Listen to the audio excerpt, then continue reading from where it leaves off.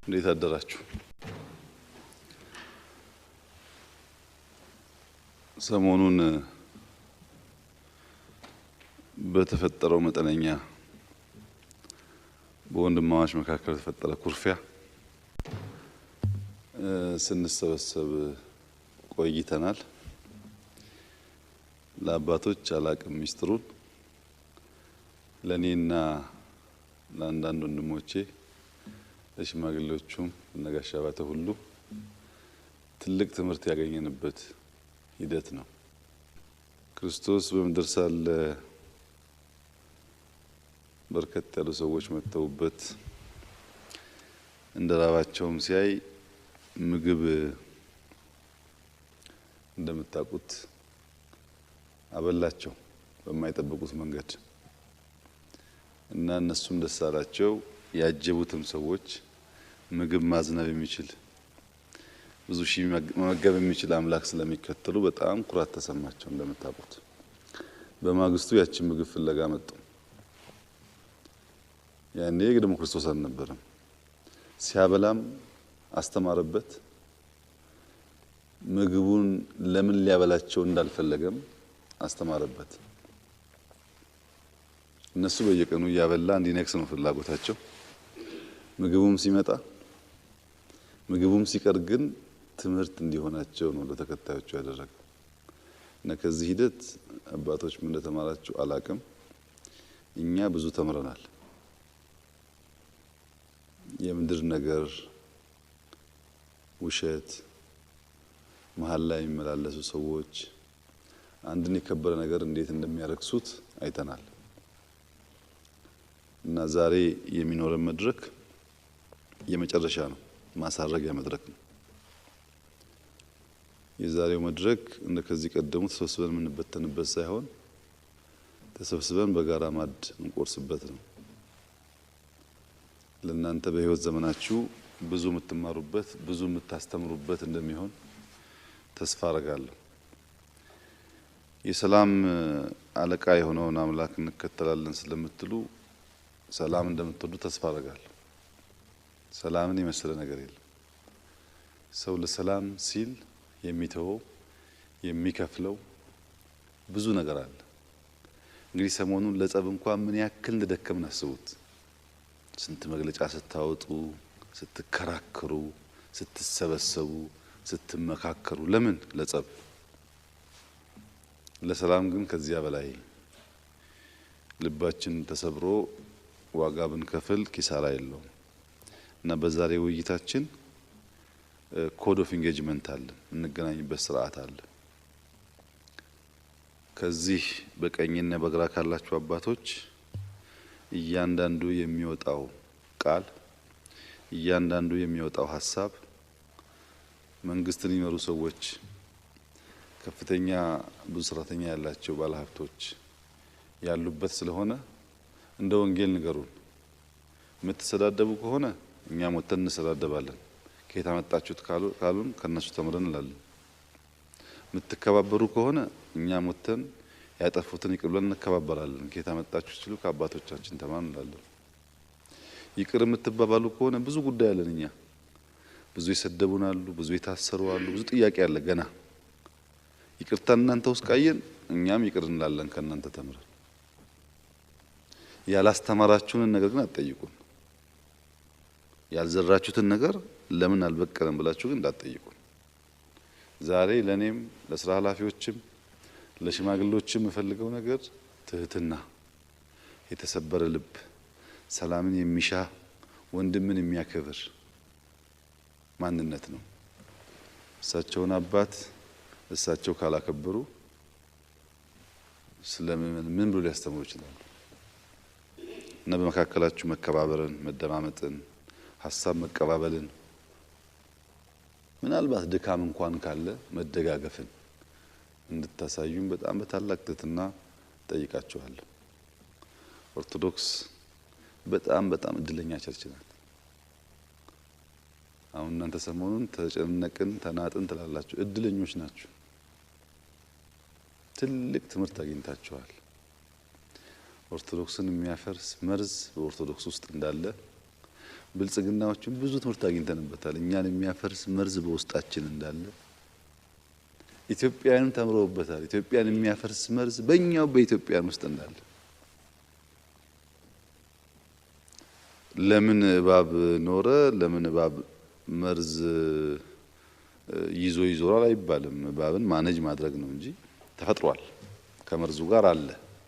እንዳያጠቃን እንዳያጠፋን መከላከል ነው እና እንደ ትልቅ ትምህርት ከወሰዳችሁ እኔ በኔ ሐሳብ ማታም ሳስብ የነበረው ኦርቶዶክስ ምናልባት የበለጠ ጠንክራ የበለጠ አብባ የበለጠ ብዙዎች የምታቅፍበት እድል ያገኘች ይመስለኛል። በአንዳንድ ኩርፊያ የተበተኑ በጎችም ሊሰበሰቡ ይችላሉ። እንደዛ ነው የምገምተው። ግን ውጤት የመጨረሻ ያማረ ውጤት የሚለካው በእናንተ በእያንዳንዷ ቃል አራት ነገር አለን። በእያንዳንዷ ቃል ውጤት ነው። ይሄን ታሳቢ አድርጋችሁ በዚህ ወገን ያላችሁ አባቶች በዚህ ወገን ያሉ አባቶች በጣም እንደሚወዷችሁ በሰሞኑ ውይይታችን የእናንተን መጉደል በከፍተኛ ሐዘን ሲያነሱ እንደነበረ በእናንተ መሄድ በእናንተ መለየት በፍጹም ደስታ የሌላቸው መሆኑን አብረን ተወለድን የሚሉ ሰዎች እንደነበሩ እያሰባችሁ በዚህ በኩል ያላችሁ ደግሞ ሐዘን ተሰምቶናል ተገፍተናል የሚሉ ሰዎች ስለሆኑ በአባትነት ስሜት እንዴት ማቀፍ እንደሚቻል በማሳየት ውይይት እንድትጀምሩ አደራላለሁ። እኛና ታዛቢዎች ዋናው ስራችን መማር ነው። እድሜ ልካቸውን ወንጌል እየሰበኩ ራሳችን ሞተናል የሰማያዊውን መንግስት ለመውረስ እንጂ በምድር ምንም ተስፋ የምናደርገው ነገር የለም ያሉ ሰዎች እንዴት ችግር እንደሚፈቱ ዛሬ እንማርና እኛ ደግሞ መነዝረዋለን። ነገር ትግራይ ጋር አልተቋጨም፣ ገና ብዙ ጉዳይ አለን እና አስተምሩን፣ እንደ አባት አስተምሩን። መቼም ጸልያችሁ እንደመጣችሁ ተስፋ አደርጋለሁ። ግን የዛሬው መድረክ ለየት ያለ ስለሆነ በዚህ በኩል አንድ አባት በተራ ተጸልዩና ከጸሎት በኋላ ወደ ውይይታችን እንቀጥላለን። በስመ አብ ወወልድ ወመንፈስ ቅዱስ አሐዱ አምላክ። እስካሁኗ ሰዓት በረድኤት ያልተለየህን አምላካችን እግዚአብሔር ሆይ ክብርና ምስጋና ላንተ ይሁን። በስመ አብ ወወልድ ወመንፈስ ቅዱስ አሐዱ አምላክ አሜን። አቤቱ አምላካችን ቅዱስ እግዚአብሔር ሆይ ሰዓተ ሌሊቱን ባርከ ቀድሰ እኛን ሁላችንንም እንዲህ የአማረ ጸሎት የሰጣችሁ እግዚአብሔር ደግሞ የእርቅ ጥበብ ይስጣችሁ። በሰሞኑ ስብሰባ ብዙ አባቶች ጋር ለመገናኘት ለመተዋወቅ እድል አግኝቻለሁ እና ዋናው የኔን ስብሰባ ከመጀመሪያ በፊት 1-2-3 ደቂቃ ለአንድ አባት እድል ሰጣለሁ። እኛ አባት አባ ናትናኤል ይባላሉ። ኦሮምኛና አማርኛ አሳምሮ ይናገራሉ። ከባድ ሰባኪ ናቸው። ፍቅርም ያውቃሉ። ሲጣሉም ደግሞ እስከ መጨረሻው ይጣላሉ። የጸብን ክፋትም ያውቃሉ፣ የፍቅርን ኃያልነትም ያውቃሉ እና ሰሞኑ በነበረው ውይይት ብዙ የረዱኝ ናቸው። ሲከፋቸውና ሲያዝኑ እስከ ጥግ ይናገራሉ። መለስ ደግሞ ሲሉ ይቅርታንም ያውቃሉ፣ መሰብሰብ ያውቃሉ እና አንድ 5 ደቂቃ ስለ ጸብ ከዚያ ደግሞ ስለ ይቅርታ ስለሳቸውም የልብ ገርነት የሚያሳይ ንግግር ካደረጉልን በኋላ ወደ ስብሰባችን እንገባለን። አባ ናትናኤል የሰሞኑን የሚጣፍጠውን ቋንቋ ዛሬ መስማት ይፈልጋል። ክቡር ጠቅላይ ሚኒስትር፣ ክቡራን ሚኒስትሮች፣ ስለተፈቀደልኝ አመሰግናለሁ። አባቶችም እንደምን አደራችሁ።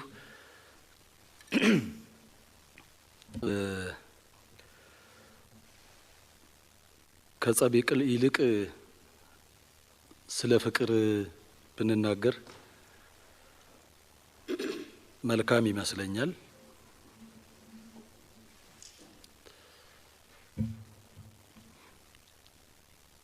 የምናመልከው አምላክ የፍቅር አምላክ ነው፣ የሰላም አምላክ ነው። የሚያስተዳድረን የሚገዛን በፍቅር ነው፣ በሰላም ነው። አምባገነን ገዢም አይደለም። ሙሉ ነጻነት ሰጥቶን ያንን ነጻነታችንን አክብሮ በነጻነታችንን ተጠቅመን ፈርተነው ሳይሆን ወደነው እንድናመልከው ሲፈጥረንም ገና ከጅምሩ ከሌሎቹ ፍጥረታት ለይቶ ነው እኛን የፈጠረን።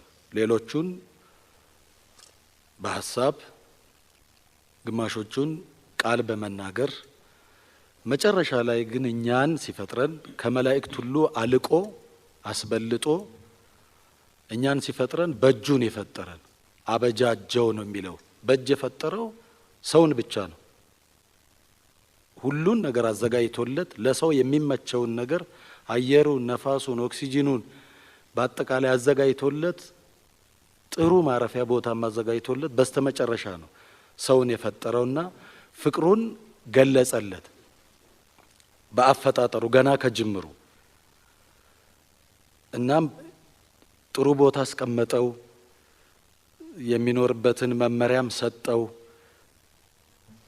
ሁሉን እንዲገዛ ሁሉን እንዲነዳ ፈቀደለት። አንዲት ነገር ብቻ እንዳይነካ የሚያለያያቸው ነገር ይህን ነገር ከነካ እንደሚያጣላው እሱም እንደሚሞት ከአምላኩም እንደሚለይ ያቺን ነገር ግን መንካት እንደሌለበት መመሪያ ሰጠው። የሰው ልጅም ያንን ነገር ተቀበለ፣ በደስታ ተቀበለ። ኑሮውም በደስታ ነው፣ ኑሮውም ሰላማዊ ነው። ሁሌም እግዚአብሔርን እያመሰገነ ለአንድ 7 ዓመታት ያህል ቆየና በስተመጨረሻ ሌላ ድምፅ መስማት ጀመረ። የማይሆን ነገር መስማት ጀመረ። ከነበረበት ፍቅር የሚለየው ከሱ የሚያርቀው ግን ከእግዚአብሔር ትክክል ሊያረገው የሚችል የሚመስል እንግዲህ ታሪኩን ሁላችሁም ስለምታውቁት ያንን መዘርዘር አስፈላጊ አይደለምና በኋላ ላይ የሰው ልጅ ተሳሳተ። ሲሳሳት ነግሬህ አልነበር ወይ ይህን ነገር እንዳትነካ? ገና ከመሳሳቱ የነበረውን ጸጋ አጣ፣ ከክብሩ ተዋረደ፣ መደበቅ ጀመረ። እንደውም ማንም ሳይነካው በራሱ መሸሽ ጀመረ፣ መደበቅ ጀመረ።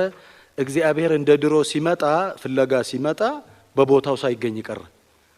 ከዛ አካባቢ አልነበረም።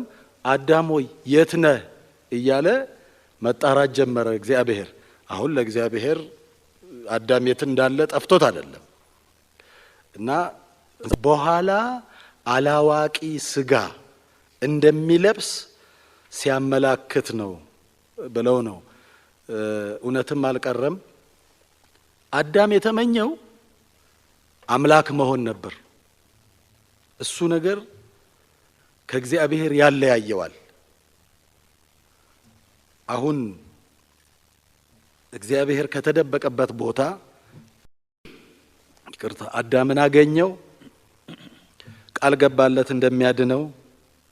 በስተመጨረሻ የሚደንቀው ሲያበጃጀው የገለጸለትን ፍቅር ገና ሲፈጥረው የገለጸለትን ፍቅር ሞተለትና የመጨረሻ ፍቅሩን አሳየው።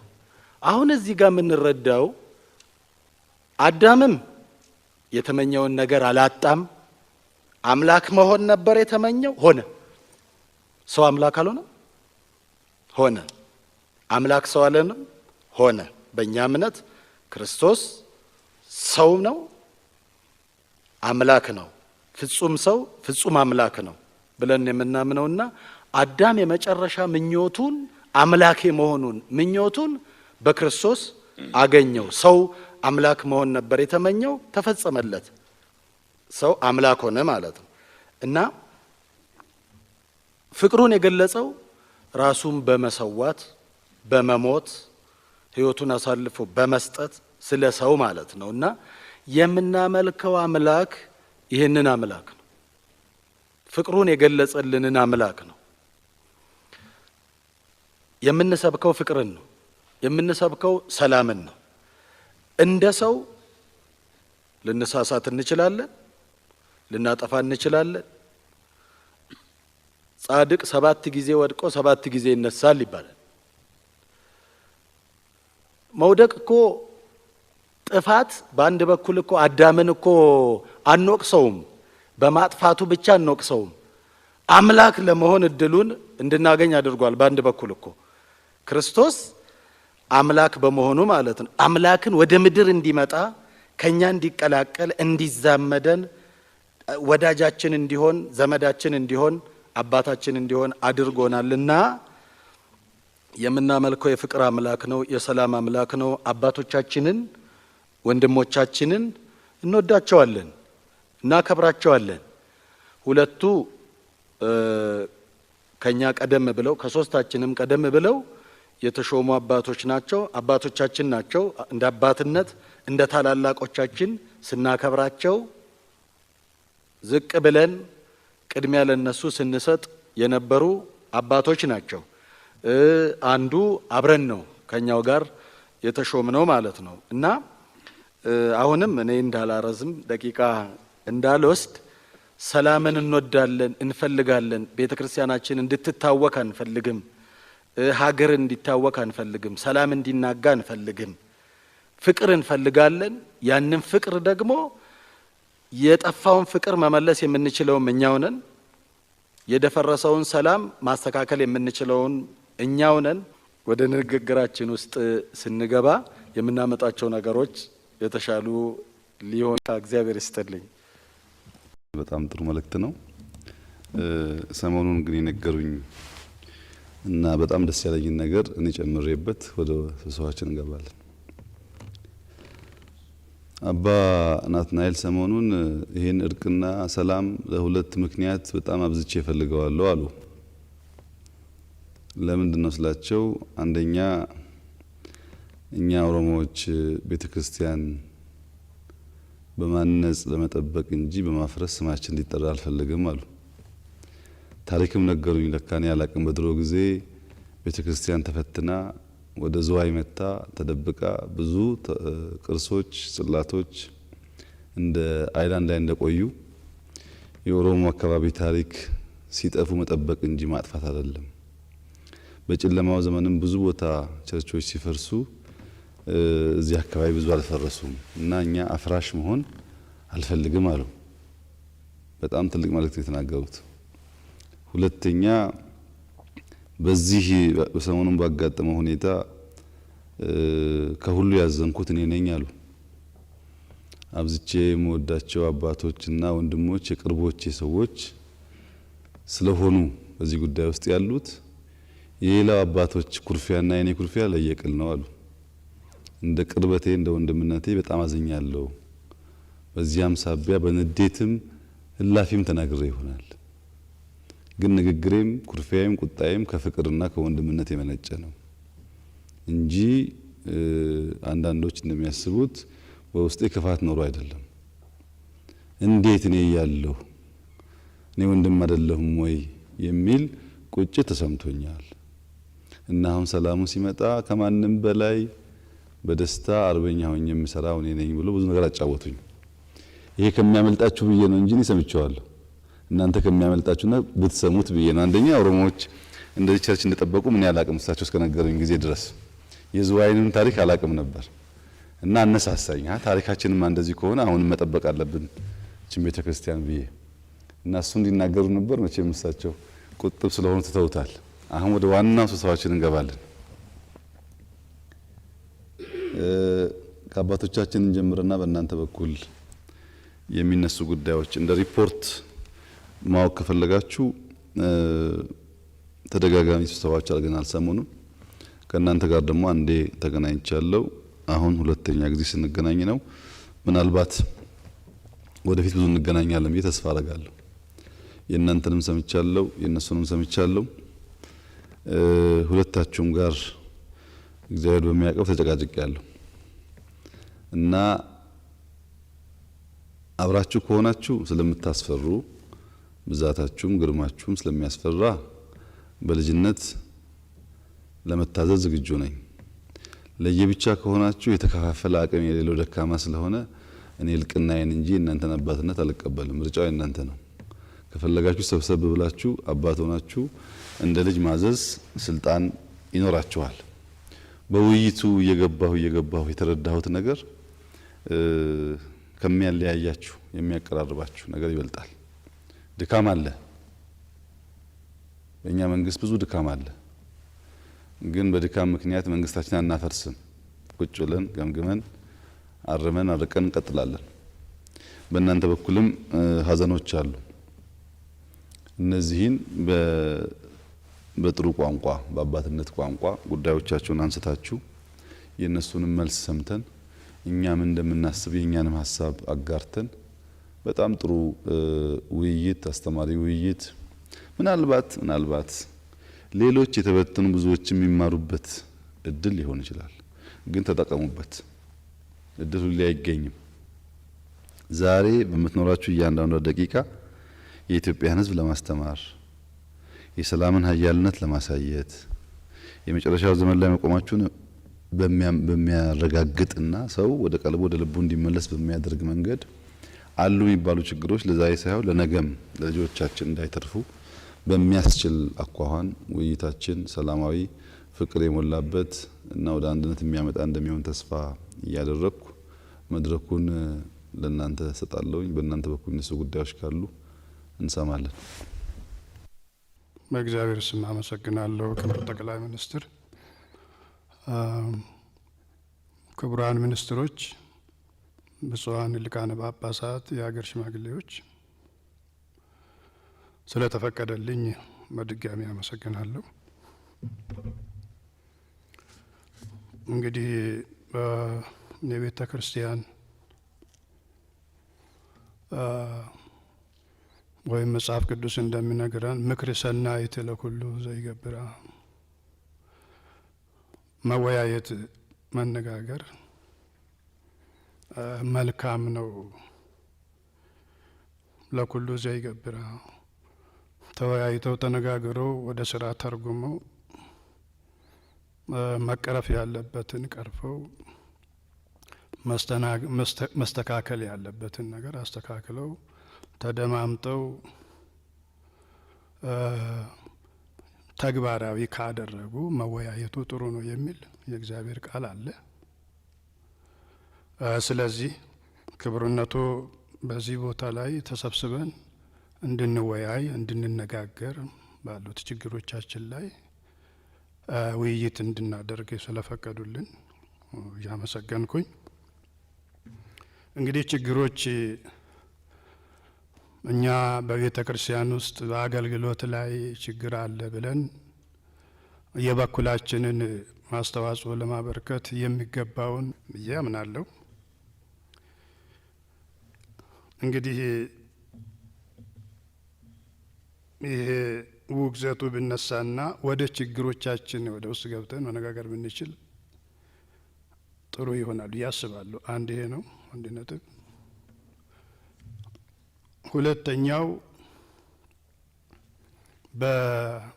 ወደ ውይይቱ ውስጥ ከገባን ነው የሚሆነው ያኛው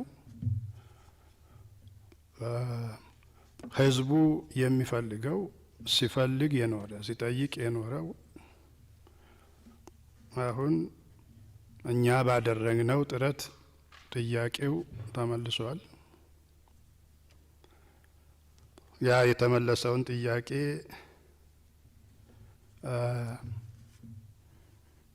የህዝቡ ጥያቄ ከግለሰቦች ከኛ አልፎ ወደ ህዝብ ውስጥ ገብቷል።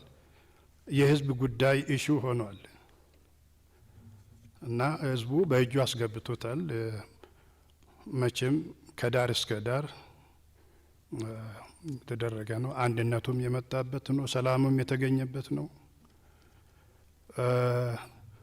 እውቅናም እንደ ታምር ነው ተብሎ መውሰድ ይቻላል እና ይሄ ነገር ተጠናክሮ ወደፊት በሚቀጥልበት መልኩ ለመነጋገር በዚህ ጉዳይ ላይ ድርድር ይኖራል ብለን በእኛ በኩል ድርድር በዚህ ጉዳይ ላይ ያደረግነው ነገር ወደ ኋላ ይመለሳል ብለን አናምንም። መጀመሪያ ውግዘቱ መነሳት ስላለበት በዚህ ጉዳይ ላይ መልስ ሳናገኝ ወደ ሌላ ውስጥ መግባቱ ትንሽ ይከብደኛልና እሱ አቆማ እግዚአብሔር ይስጥልኝ። ውግዘት የሚመለከት ሳናስብበት የቀረነው ጉዳይ አይደለም። እኛ አስበን የነበረው እኛ ሳንገባበት እናንተው በከበረ ቦታችሁ በለመዳችሁበት ቦታ እንድትነጋገሩ ነበር። ያን ለማድረግ ግን የውግዘቱ ጉዳይ በመሀል ያለው ቅራኔ ካልተፈታ ያስቸግራል ሲባል ነው እዚህ የመጣችሁት። እዚህ እናንተ ጉዳዮቻችሁ የምታቀርቡት ለኔ ለወንድሞቻችሁና ለሀገር ሽማግሌዎች ነው። ይሄ ነው ጉዳያችን፣ ይሄ ነው ጉዳያችን፣ ይሄ ነው ጉዳያችን ትላላችሁ።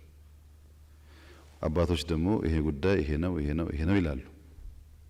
ሁለቱን ከሰማን በኋላ ወይ ውግዘቱ ይቀጥላል ወይ ደግሞ ጉዳዩ የሚፈታ አግባብ ከሆነ ውግዘት ተነስቶ በለመዳችሁበት ቦታና ክብር በድሮ መንፈስ ትነጋገራላችሁ።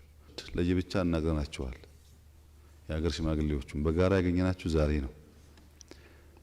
እናንተ ስትሉ የነበሩትን ነገር ከነሱ ስንሰማው ሌላ ሆኖ እናገኘዋለን። ከነሱ ምን ሰማውን እናንተ ጋር ስንሰማ ሌላ ሆኖ እናገኘዋለን። ለዚህ ነው ሁለታችሁም ባላችሁበት ምንድነው ዋና ዋና አይነት ጥያቄ ወደዚህ ጉዳይ ያስገባችሁ። ዋና ዋና ጉዳይ 1 2 3 4 ትላላችሁ። ከዚያ እነሱ ደግሞ በዛ ጉዳይ መልስ ይሰጣሉ። እኛ የሚሰማንን ሰጀስት አድርገን መጨረሻ አሁን አባታችን እንዳሉት በለመዳችሁት ስርዓት አግባብ የመጨረሻ ውጤት የሚሆነው በቤታችሁ ነው እና ያን አልዘነጋ ነው። ለምን ታዲያ ቅድሚያ እኛውን አላደረጋችሁም ያሉኝ እንደሆነ አሁን አባ ናትናኤል ቃል እንዳካፈሉን አዳም ሲሳሳት ያው ከነበረበት ክብር ከነበረበት ቦታ ውጣ ያለው አምላክ መጨረሻ አዳምን ወደ ቦታ ለመመለስ ሲፈልግ እንደዚህ ጠርቶ ተወያይቶ ሳይሆን ራሱን አዋርዶ ራሱን ጥሎ በማይገባው ተገኝቶ ነው አዳምን ያዳነው አይደለም። ስለዚህ አሁን እናንተ ባለፈው ተወጋግዛችኋል። ዛሬ ከሁለታችሁ የምፈልገው አምላካችሁ እንድትመስሉ ነው። ራሳችሁን አዋርዳችሁ ዝቅ ብላችሁ ወንድማችሁ እንድታቅፉ ነው እንጂ አዳም ወድቀሃልና ወድቀህ ቅር የሚባል ያልተማራችሁትን ያላስተማራችሁትን ነገር ዛሬ ለኛ መንገር አትችሉም። መውደቅ አለ፣ መነሳት አለ። ግን መነሳት የሚኖረው የበለጠው ጉልበት ያለው ኃይል ያለው ራሱን ዝቅ ሲያደርግ ነው። ይሄን ያስተማራችሁት እንጂ በውግዘትማ ቀጠፍተን እንቀር ነበር። አውግዞ አልቀረም፣ ራሱን ዝቅ አድርጎ ወድቆ አነሳን። ያንን ነው ከናንተ የምንፈልገው ዛሬ እና ውግዘት ይነሳል፣ እርቅ ይሆናል። ኦርቶዶክስ ከነበራት ክብር ከነበራት አንድነት ብላ ትጠናከራለች። የእናንተ ጥያቄዎች የህዝብ ፍላጎት የምትሉትን ደግሞ ለመመለስ የሚያስችል ብቃት አላት ቤተክርስቲያን። እሷም ማትመልሰው በግል እኔ የመልሰው ጥያቄ የለም። ጥያቄው የጋራ ከሆነ ቤተክርስቲያን ለመመለስ በቂ ብቃት አላት፣ ታሪክም አላት፣ ብቃትም አላት። በዚያ መንፈስ ብንወያይ ጥሩ ነው የሚሆነው። ቀድመን እንደ ፖለቲከኛ ቅድመ ሁኔታ ካስቀመጠን ንግግር አይሆንም። በነገራችን ላይ ተጣራ ልብ አያስፈልግም። በቃ ያለፈው አልፏል። አሁን በንጽህና ችግሮቹን ብቻ እናንሳና ችግሮች ላይ ተወያይተን ዛሬ የሚፈታውን ዛሬ እንፈታለን። እዚሁ ስርዓት ያለው ህግ ያለውንና ነገ የሚፈታውን ነገ እንፈታለን። ከነገ ወዲያ የሚፈታውን ከነገ ወዲያ እንፈታለን። ዋናው በችግሩ መግባባትና ችግሩን ለመፍታት ደግሞ መፍቻ መንገድ ሮድማፕ ማስቀመጥ ነው እንጂ የሚያስፈልገው ምን የሚያደራድር ጉዳይ አለ? ሀገር እንደው ባለቤት አለው። ሀገር እናንተ አይደለም። አንሰጣችሁም እኮ ኢትዮጵያ እኮ ባለቤት አላት። ምንም የሚያደራድር ነገር የለም። ሁለታችሁም ሩጫችሁ መሆን ያለበት የሰማዩ መንግስት መውረስ የሚገባቸው ነፍሳት እንዳይጠፉ ማድረግ ነው። ሌላ ዓላማ የላችሁ እና በዚህ መንፈስ ያላችሁን ዋና ዋና ጉዳዮች አንሱና በእነዚያ ተወያይተን እንዴት እንደምንፈታ ሮድማፕ እናስቀምጣለን። በጣም አመሰግናለሁ ክቡር ጠቅላይ ሚኒስትር። እንግዲህ ወደ ችግሩ ለመግባት ሞክራለሁ እንደ እግዚአብሔር ፈቃድ። እንግዲህ ከጥንቱ ከመሰረቱ ለማንሳት ሞክራለሁ፣ ማላበዛም ዋና ዋና ነጥቦቹን ለማንሳት ሞክራለሁ። ክርስትና ወደ ኢትዮጵያ የገባው በታች በህዝቡ በኩል ሳይሆን በላይ በነገስታቱ በአገሪቷ መሪዎች በኩል የመጣ በመሆኑ በአንድ በኩል ያለ አንዳች ደም ጠብታ በአዋጅ መልክ በትእዛዝ መልክ ከነገስታቱ ወደ ታች መውረዱ በሰላማዊ መንገድ ህዝቡ እንዲቀበለው የማድረግ አስተዋጽኦ ሲኖረው፣ በሌላ መልኩ ደግሞ በቤተ መንግስቱ የገባው ክርስትና በቤተ መንግስቱ ውስጥ ታንቆ ነው የቀረው፣ ወደ ታች ለህዝቡ አልደረሰም። ለዚህም ደግሞ ካባ ላንቃ እየተሸለሙበት ርስት ጉልት እየወሰዱበት በቤተ ክህነቱ በቤተ መንግስቱ ነው የቀረው፣ ወደ ታች አልደረሰም። ወደ ታች ለህዝቡ ቢወርድ ኖሮ በወለጋ ቦርደር ጠረፍ ላይ ያሉ የወለጋ ህዝብ ወደ ሌላ እምነት ውስጥ ባልገቡ ነበረ ተብሎ በምሁራን ይነገራል። ስለዚህ በዚህ አይነት ወደ ኢትዮጵያ የገባው ክርስትና ወደ ታች ወርዶ ለህዝቡ ፍሬ ሳያፈራ ወይም ደግሞ በእሾህ ውስጥ የወደቀ ዘር በእሾህ የታነቀ በቅሎ ማፍራት ያልቻለ ሆኖ ቆይቷል። በዚህ ብዙ ህዝብ ቅሬታ አለው። ሃይማኖቱንም እንዲጠላ ከዚህም እንዲወጣ ተደርጓል። ሃይማኖቱንም የሚመሩ የሚያስተዳድሩ ከአንድ ወገን ብቻ ከአንድ አቅጣጫ ያሉ ሰዎች ብቻ ሆነው ቆይቷል። ለብዙ ዓመታት የቆየ ጉዳይ ነው። ይሄ የኢትዮጵያ ህዝብ ያወቀው ፀሐይ የሞቀው ጉዳይ ነው። እንግዲህ ይሄ እስከኛ ድረስ ደርሷል። ከዚህ አንጻር ወደ ኢትዮጵያ በኢትዮጵያ ታሪክ ወደ ስልጣን የሚመጡ የሀገሪቷ መሪዎች ሆነው ወደ አገሪቷን ለመምራት ወደ ስልጣን የሚመጡ ማለት ነው። ቤተ ክርስቲያኒቷን ነገስታቱ እየተቀቡ ሲሶ መንግስትም እየሰጡ በሰላማዊ መንገድ አብሮ ሲሰሩ ቆይተዋል። ከዛ በኋላ የገቡት ደግሞ በጉልበትም ቢሆን አፍነው በመያዝ ሲጠቀሙ ቆይተዋል። የኢትዮጵያ ታሪክ ከነገስታቱ ጋር የነበረች ቤተ ክርስቲያን፣ ሌሎች ባለስልጣኖች ደግሞ የነገስታቱን ስርዓትና ህግ ማይደግፉ ሲመጡ በጉልበትም ቢሆን ገብተው ቤተ ክርስቲያኒቷን ሰውን ህዝቡን የያዘች ስለሆነ ይዘዋት ቆይተዋል እስካሁን ድረስ ማለት ይሄ እንግዲህ በኢትዮጵያ ታሪክ ግልጽ የሆነ ጉዳይ ነው። አሁን በክቡርነቱ ዘመን እውነተኛ ዲሞክራሲ ነጻ የሆነ ለቤተ ክርስቲያን ለዚች ሃይማኖት ሰጥቷል። በዚህ እናመሰግኖታለን። የተበታተኑትን ሰብስበው ወደ አንድነት አምጥቷል። የተጣሉትን አስታርቋል። ቤተ ክርስቲያኒቷ አደጋ ላይ ወድቃ ነበር። ያንን መልሶ ወደ አንድ ላይ በማምጣት አዋሂደዋል። በዚህ በእውነቱ ቤተ ክርስቲያን ታመሰግናለች፣ የኢትዮጵያ ሕዝብም ያመሰግኖታል። ነገር ግን ምንድን ነው የሆነው? ሚዛናዊ የሆነ አሰራር በቤተ ክርስቲያን ውስጥ የለም። ሚዛናዊ የሆነ አሰራር የለም። ቀደም ብዬ ለመናገር እንደተናገርኩት ከአንድ አቅጣጫ ያሉ ሰዎች፣ አንድ ቋንቋ ተናጋሪ የሆኑ ሰዎች ብቻ የሚበዙበት ቤተ ክርስቲያን በመሆኑ ቤተ ክርስቲያን ሶስት ነገሮች ትይዛለች። አንዱ ስልጣን ነው። ስልጣን ላይ ወጥቶ ማስተዳደር መምራት ነው። ሁለተኛው የኢኮኖሚ የገንዘብ ክፍፍል ነው። በስልጣን እውነተኛ ወይም ፍትሃዊ የሆነ የስልጣን እኩልነት በቤተ ክርስቲያን ውስጥ የለም።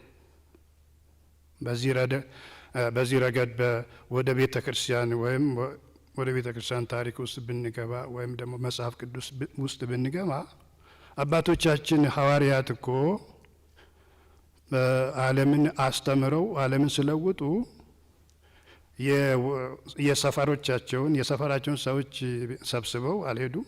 በእውነቱ ከሆነ በሄዱበት በተመደቡበት ሀገር አስተምረው ለውጠው ከዛው ልጅ አውጥተው አጥምቀው አስተምረው ጳጳስ አድርጎ በሕዝቡ ላይ በተወለደበት ሕዝብ ላይ እንዲያስተምር አድርገዋል። ቅዱስ ጳውሎስ ጢሞቴዎስን ከአሕዛብ እምነት አስተምሮ አሳምኖ አጥምቆ በዛው በሕዝቡ ላይ ኤጲስቆጶስ አድርጎ ነው ያለፈው። ቲቶንም እንደዛው ደቀ መዝሙር ቲቶንም እንደዛው ከሌላ እምነት መልሶ አስተምሮ በሕዝቡ ላይ የሀገሩን ሰርዶ በሀገሩ በሌ ይላሉ አባቶቻችን እንኳን ሲተርቱ ጸባዩም ባህሉን ስለሚያውቅ ሕዝቡም ደግሞ ልጃቸው ወጥቶ አባት ሲሆን ቄስ ጳጳስ ሆኖ ሲመራቸው ሲባርካቸው ይቺ ቤተ ክርስቲያን ይቺ ሃይማኖት የእኛ ናት እያሉ ይቀበላሉ፣ ይወስዳሉ፣ ይደግፋሉ። በዚህ የቤተ ክርስቲያኑ አንድነት የሃይማኖቱ አንድነት ይጸናል ማለት ነው። አባቶቻችን በዚህ መልክ ነው የሄዱት።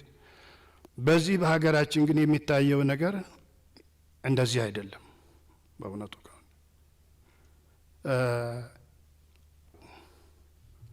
ለምንድን ነው አባትነቱ ከሆነ ከህዝብ ጋር ተዋህዶ የዚህ ህዝብ ልጅ እንዲወጣ ዲያቆን፣ ቄስ፣ ጳጳስ እንዲሆን የማይፈልግበት ምክንያት ምንድን ነው? እና ስለዚህ ሰው ምንድን ነው ያደረገው? ከሃይማኖቱ መውጣት ወደ ሌላ መግባት ነው የመረጠው። እንግዲህ ቤተ ክርስቲያን አንዲት ትባላለች። አንዲት ቤተ ክርስቲያን፣ አንዲት ሃይማኖት፣ አንድ ሲኖዶስ፣ አንድ መንበር እየተባለ ይነገራል። መነገሩ አይከፋም፣ ጥሩ ነው። በተግባር ግን ካልዋለ ምንም ዋጋ የለውም። ቅድም እንደተናገርኩት ነው። ውይይት ተወያይተው መለያየት ብቻ ሳይሆን የተወያዩትን ነገር ስራ ላይ አድርጎ የሚፈጽሙት ከሆነ ነው ጥሩ የሚሆነው። እና አንዲት ቤተ ክርስቲያን ናት፣ አንድ መንበር ነው፣ አንድ ሲኖዶስ ነው ብሎ መናገር ብቻ ሳይሆን አንድ እንዲሆን ወደ ታች ወርዶ ስራ መስራት ይጠይቃል።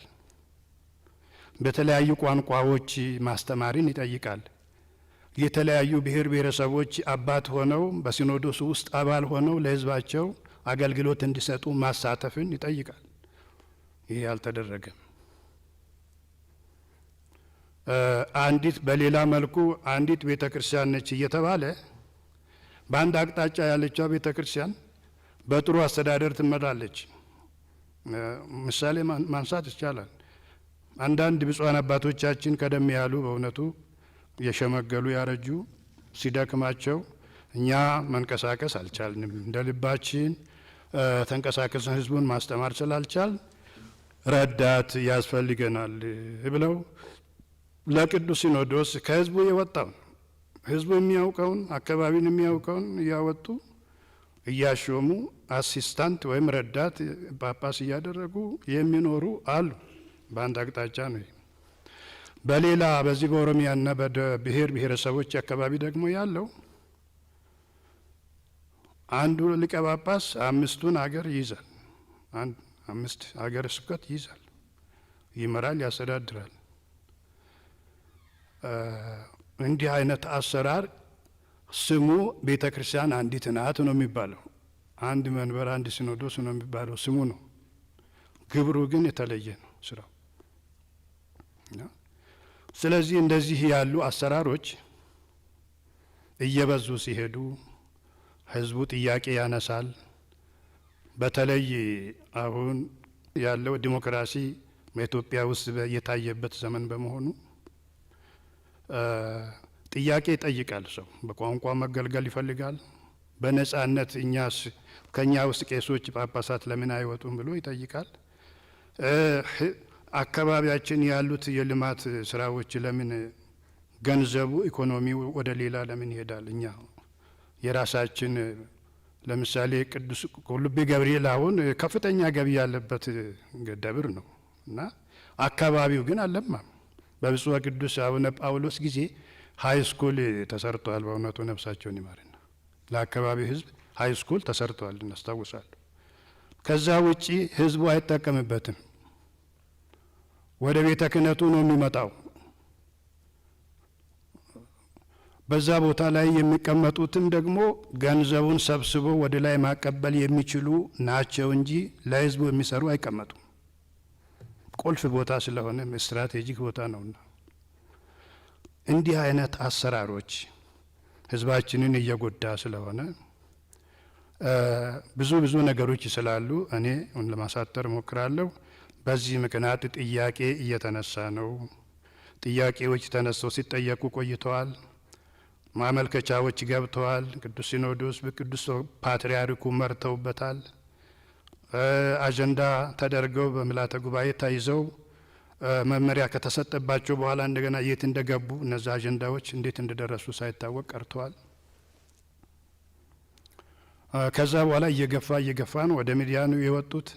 መወጋገዙ መጣ። እንዲህ አይነት ጥያቄ ለመገንጠል ነው፣ በቋንቋ መገልገል። የኦሮሚያ ቤተ ክህነት ስትራክቸር መዋቅሩ ተስተካክሎ አካባቢ መልማት በሚችልበት የአካባቢ ሰዎች ማገልገል መስራት በሚችሉበት ሁኔታ ይስተካከል። ይኸውም በአንድ ፓትርያርክ በአንድ ቅዱስ ሲኖዶስ ስር ሆነን በዛ መልክ ቢደረግ ይሻላል ተብሎ የተነሳው ከኦሮሚያ የተነሳው ጥያቄ ውግዘት ተወግዘው እንደገና ተስተካክሎ ነው እንደገና እንግዲህ አባቶችም አንዱ ክፍል አወገዘ። ቀሲስ በላይ በተነሳ ጊዜ ነው ያን ጊዜ አንዱ ክፍል አወገዘ ማለት ቅዱስ ሲኖዶሱ አወገዘ ማለት ነው። የኦሮሚያ ብፁዓን አባቶች ደግሞ ማንን ያወግዛል? እንዴት? እኮ ይሄ የቋንቋ ጉዳይ ነው፣ የመብት ጉዳይ ነው፣ ጥያቄ ነው። እንዴት ይሆናል ብለው ሚዲያ ላይ ወጡና ተናገሩ። ከነዛ መካከል አንድ አባት ብቻ ናቸው ያረፉት እንጂ ሌሎቹ አሉ እዚሁ ከኛ ጋራ ማለት ነው። ማውገዝ አይቻልም ተባለ። ከዛ ነገር ተጧጡፎ ወደፊት ልዩነቱን እያሰፋ ይሄዳል በሚል እንስማማለን። ቀሲስ በላይም ውጪ ሆኖ ከሚከራከር ወደ ውስጥ ይግባና ስልጣን እንስጠውና ወደ ውስጥ ገብቶ ስራውን ይስራ በሚል ሰበብ ስልጣን ተሰጠውና እዛው ገብቶ እዛው ቀረሱ። ጥያቄውም ተንጠልጥሎ ቀረ። ያው የተወሰኑ ሰዎች ያሉ በእርግጥ ቤተ ክህነት ውስጥ የገቡ አሉ አባቶች እዛ ሲታገሉ የነበሩ ተቀጥሯል በቤተ ክህነት ውስጥ። ግን ያ አላማ እንዲቀር ነው የተደረገው በእውነቱ ከሆነ። ከዚህ አንጻር ህዝቡ ጥያቄውን እያነሳ አባገዳዎች ሳይቀሩ የሀገር ሽማግሌዎች ሳይቀሩ ምክንያቱም ሪሰርች ሲደረግ ከኦሮሚያ ብቻ ከ15 ሚሊዮን ህዝብ ከኦርቶዶክስ ወጥቷል እና ይህንን ህዝብ ማዳን ያስፈልጋል በሚል እንግዲህ እኛም አማራጭ በሰላማዊ መንገድ ጥያቄ ሲጠፋ ወደዚህ እርምጃ እንገባ ያደረገን ይሄ ነው። ከኔ የተረፈውን ሌሎች ብፁዓን አባቶች ይናገራሉ። ነገሩ ብዙ ነው፣ ግን ዘርዝረን ስለማንጨርስ ነው። አመሰግናለሁ። አለመታደል ሆኖ ትጣሉና ጸባችሁን ቤተ መንግስት ታመጣላችሁ። እኛ የተጣላን አባቶች ጋር ሄደን እንታረቅ በምንልበት ዘመን እናንተ ደግሞ እየተጨቃጨቃችሁ የወንጀሎቹ ሁሉ ባለቤት ታደርጋላችሁ። በማናቀው እንዴት እንደጀመራችሁት ለምን እንደተቀያየማችሁ ሳናቅ ኢትዮጵያ ውስጥ አሁን ያለው ሁኔታ የሚያመላክተው ይሄን ብዙ ጣጣ ስላለብን እናንተ እኛን ማገዝ ነበረባችሁ። ግን ይኸው እንደምታዩት በእናንተ ብቻ ሳይሆን በሁሉም ሃይማኖቶች እየገባን መሸምገል ማነጋገር ግድ ሆኗል። ተመልከቱ። ማን ነው ከእናንተ ውስጥ በቃኝ ገዳም ልግባ ብሎ ይተጣላ ያለው? ሲሆን ጳጳሳት መጨቃጨቅ ያለባቸው በቃኝ ገዳም ልግባ ነው። በአሁን ዘመን እኮ ገዳም ልግባ የሚል ጸብ የለም። ገንዘብ ነው፣ ስልጣን ነው። ሁለተኛው ኦርቶዶክስ 6 ፓትርያርኮች ሾማለች። ቢያንስ ባለፉት 40-50 ዓመታት የእናንተ ታሪክና ቁንጮ የሚያሳየው በአንድ ብሔር መያዙን አይደለም። እንደዛ አያሳይም ታሪኩ። ጳጳሳትን በሚመለከት በርከት ያሉ በአሜሪካን ሀገር የተሾሙ ጳጳሳት በእርቁ ምክንያት ሲመጡ ከአንድ አካባቢ በሚመስል መንገድ አዛብተውታል። ያንን ካመጣው በኋላ በዘላቂነት ደግሞ እንዴት ይፈታ ብዬ አላመላከትኩም። አሁን ግን አባቶች ጋር ተወያይተናል። ከኔ በላይ ኮንሰርን አላቸው፣ እንዲፈታም ይፈልጋሉ። ይሄ ኢንሲደንት ነው፣ ታሪክ አይደለም። በኦርቶዶክስ ታሪክ ውስጥ በአዲስ አበባ ከተማ ውስጥ ሐውልት ያላቸው አንድ አባት ብቻ ናቸው። ለዚህ እምነት ለዚች ሀገር ሰማዕት የሆኑት አባት ከምንለው አካባቢ ወጡ አይደሉም። ግን ኦሮሞ በቋንቋው መናገር ራሱን ማስተዳደር የሚባሉ መብቶች ሳይመጡ ኦርቶዶክስ ሰማዕት ናቸው እኛ አባት ሐውልት ይቀመጥላቸው ብላ የሁላችንም ፒያሳ ስንሄድ ስናልፍ ስናገድም እናያለን። እና ባላንስ እንጠብቅ። ችግር አለ፣ ይታረማል። ግን ችግሩን ጠቅለን አንድ ቦታ ነው ብለን ካስቀመጥን አንደኛ ታሪክ እናዛባለን፣ ሁለተኛ ለምን እንደተፈጠረ ከመሰረቱ ከስሩ ካላየን መፍትሄውን ለማምጣት እንቸገራለን። የዛሬ አመት 2 አመት ገደማ በእርቁ ምክንያት የመጡ ሰዎች ያዛቡትን ነገር በፍጥነት የአንድ አካባቢ በሚል ብቻ ከወሰድነው ያበላሻል። ሶስተኛው ወንጌል ድንበር አለው ወይ? ምን አለበት ከስዊድን ከአሜሪካ ከጣሊያን መጥቶ ሰው እውነትን የሚያስተምር ከሆነ ምንድነው ችግሩ? እናንተ እንዳላችሁት ሲኖሩ ቋንቋ ማወቅ አለባቸው፣ ባህል ማወቅ አለባቸው፣ ከአካባቢው ሰው ማስተማር አለባቸው፣ ከአካባቢው ሰው እንዲወጣ ማድረግ አለባቸው። ትክክል ነው። ይሄም የሆነው ለአካባቢው ሕዝብ ጥቅም አይደለም፣ ለራሱ ለወንጌሉ ሲባል ነው። ኦርቶዶክስ በኦሮምኛ ቋንቋ ኦሮሚያ ውስጥ ማስተማር የሚያስፈልጋት ለራሷ ነፍስ ማትረፍ ስለምትፈልግ በቋንቋ ምክንያት ሰዎች ሳይድኑ እንዳይቀሩ ለማድረግ ነው እንጂ የኦሮሚያ ክልላዊ መንግስት አጠቃላይ ስራውን የሚሰራው በኦሮምኛ ስለሆነ በወንጌል በኦሮምኛ ባለመስማቱ ምክንያት የሚጎልበት ነገር የለም። ያን የምታደርጉት ለራሳችሁ እምነትና ቤተክርስቲያን ስትሉ ነው። ነገር ግን ሰሞኑን በነበረን ውይይት ከነዚህ አባቶች ጋር ቀኖና አያጣላንም፣ ዶግማ አያጣላንም፣ ቃለ እግዚአብሔር አያጣላንም፣ የቤተ ክርስቲያን ታሪክ አያጣላንም። እኛም አባቶች እንደሆኑ እናምናለን። ዘመናቸውን በሙሉ አገልግለዋል ቤተ ክርስቲያንን፣ እነሱም በእኛ ያምናሉ። በመሀላችን ሰይጣን ገብቶ ዋና የጸባችን ምንጭ አድሚኒስትሬሽን ነው እንጂ ወንጌል አይደለም። አንድ ስልጣን ክፍፍል፣ ለምሳሌ በኦሮሚያ አካባቢ ያሉ ሀገረ ስብከቶች በኦሮሚያ ተወላጆች አለመመራት የሚል ጥያቄ አለ። ይሄን ኦርቶዶክስ በደስታ ፈታዋለሁ ብላለች። በርከት ያሉ ጳጳሳት በመሾም በኦሮሚያ ሀገረ ስብከቶች ውስጥ ኦሮሞዎች እንዲመደቡ ማድረግ ችግር የለውም። በቀኖና ችግር እስከሌለ ድረስ በኦሮምኛ ቋንቋ ማስተማር ችግር የለውም።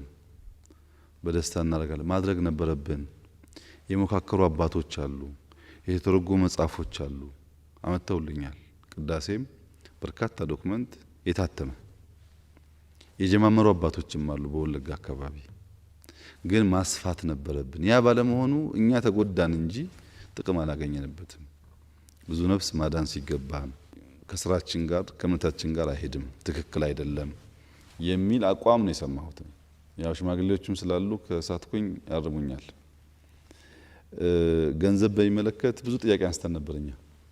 የባንክ ዶክመንት ሳይቀር በዝርዝር መጥቶልናል፣ መጥቶ አይተናል። ችግሮች ሊኖሩ ይችላሉ። በአብዛኛው ግን ስንሰማ የነበረውና እውነቱ አንድ አይደለም። ችግሮቹን ደግሞ አሁን በደንብ ሰው ተመድቦ ተፈትሾ ማስተካከያ እንደሚደረግ ተግባብተናል። እነዚህ ጉዳዮች በሚመለከት እውነት ለመናገር እነዚህን አባቶች ማመስገን እፈልጋለሁ። ለምሳሌ የኦሮሞ ሕዝብ በቋንቋ መናገር አለበት የሚለው ጉዳይ ላይ ከናንተ ምንም ያነሰ አቋም አላየሁም። እኩል ነው። እነሱ የማይፈልጉ እናንተ የምትፈልጉ አይደላችሁ። ሁለቱም በፍጥነት ማድረግ አለብን የሚል አቋም ነው ያላችሁ። ማድረግ ነው ያለባችሁ ለወንጌል ስትሉ። ሌላውም እንደዚሁና ትንሽ የምናነሳቸው ጉዳዮች ከህዝብ አንጻር አንድ ቋንቋ፣ ሁለት አባቶች፣ ኮሌጅ፣ ሰንበት ትምህርት ቤቶች፣ ወንጌልን በስፋት ማሰራጨት ማስፋት፣ ብዙ ወገኖች ደግሞ ወደፊት እንዲመጡ ማዘጋጀት የሚል ከህዝብ ጋር ቀጥታ የሚያያዙ ጉዳዮች በሚመለከት በፖይንት ብናስቀምጥ በኮሌጅ ተግባብተናል፣ በትምህርት ቤቶች ተግባብተናል፣ በአባት ሹመቶች ተግባብተናል፣ በቋንቋ ተግባብተናል። በፋይናንስ ጉዳይ ያለውን አይተን አብዛኛው ብዙ እንደተባለው አይደለም። እውነት ለመናገር ግን ችግርም ካለ ፈትሸን እንድናርም ኢቭን ሙስናም ካለ ፈትሸን እንድናርም ነው የተግባባ ነው። እነዚህ ጉዳዮች እውነት ማወቅ ከፈለጋችሁ በፍጹም በእኛ ግፊት የሆኑ አይደሉም። እኩል አቋም ነው ያላችሁ በዚህ ጉዳይ ላይ ባለመነጋገራችሁ ካልሆነ በስተቀር አንድ ቀድመን ጠይቀን ነበረ አልተመለሰም ላላችሁት እግዚአብሔር እኮ የጊዜ አምላክ ነው። አሁን ከመረጠስ እናንተ እኮ ነገር ማየት ያለባችሁ በቃል ነው። ሌላ መፍቻ መንገድ የላችሁም። በቃ የተመረጠው ጊዜ አሁን ነው። ይሄ የተመረጠውን ጊዜ ግን በአግባብ ተረድተን እንዴት እንፍታው ነው እንጂ ትናንት አልተፈታምና በትናንትና ኩርፌ ዛሬ ያለውን ችግር አልፈታም አይባልም። ቢፈታ ትናንት ጥሩ ነበረ። ትናንት ካልሆነስ ዛሬ ይፈታል። እናንተ እድለኞች ናችሁ። አልመጣም። መጥቶ ቢሆንስ ቀረ እኮ ነገሩ በሙሉ። ዛሬ ካልፈታንስ ከሰዓት ከመጣ ጉዳችሁ ፈላ እና ትናንትናን የምናይበት መንገድ አንደኛ እውነት፣ ሁለተኛ ነገር ለመፍታት ቢሆን ጥሩ ነው። እኔ እውነቱን ለመናገር እነሱ ጋር ተገናኘሁበት ቁጥር ስለናንተ ሲናገሩ ያላቸውን ፍቅር ሲገልጡ ሳይ ምንድነው እነዚህ ሰዎች የሚያቀያይማቸው? እንደዚህ ከሆነ 18 ዓመት ጳጳስ ሆነው እንዳገለገሉ ለምሳሌ አባቴ እኔ አላቅም፣ አሁን ያወቅኩት። እንደምታስቡት አይደለም። እንደምታስቡት ጥላቻ፣ እንደምታስቡት ክፋት የለም። ቁጣ አለ። አንዳንዱ እኔ ወንድም እያለው ለምን ሳይነገረኝ እኔ ሳላቅ ሳልመካከር እኔን ጥለውኝ ሚል አለ። ይሄ እኮ የፍቅር ነው። ወንድም ያኮርፋል። አንዳንዱ ደግሞ መንግስት አማክራችሁ ነው የሰራችሁትም ይላል። ለምሳሌ እኛ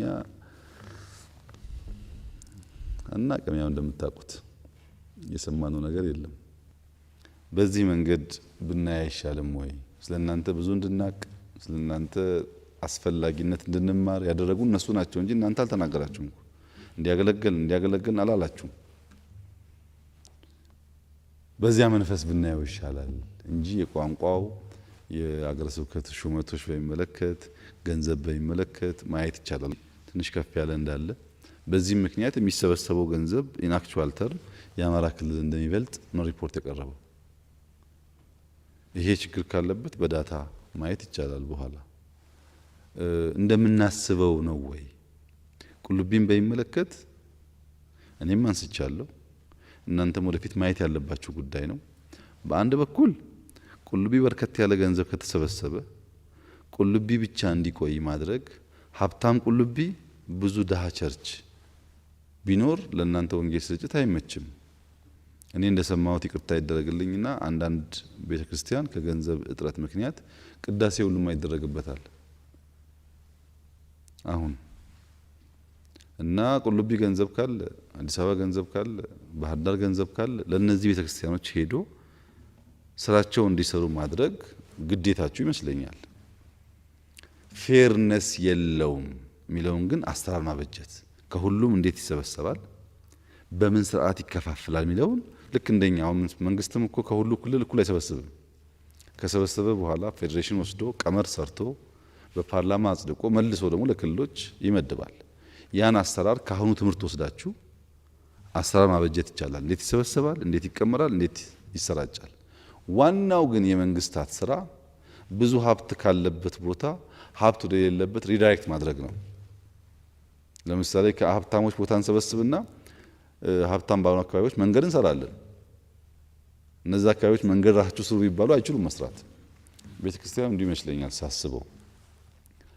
ገንዘቡ ለግል ጥቅም እንዳይውል ለጥፋት እንዳይውል ሲባል ስርዓት ማበጀት አስፈላጊ ቢሆንም ገንዘብ ካለበት አከፋፍሎ ወንጌል ማሰራጨት ብዙ ጉዳት አያመጣም። ዋናው ይመስለኝ አድሚኒስትሬሽን በሚመለከት በመፈራራት በመከባበር በአባትነት ስፕሪት ህግ ሊበጅላቸው የሚገቡ ጉዳዮች የጎዳደሉ ያሉ ይመስለኛል። እነሱም ማየት ጥሩ ነው። ሰው እንዴት ይሾማል? ሰው እንዴት ይመደባል?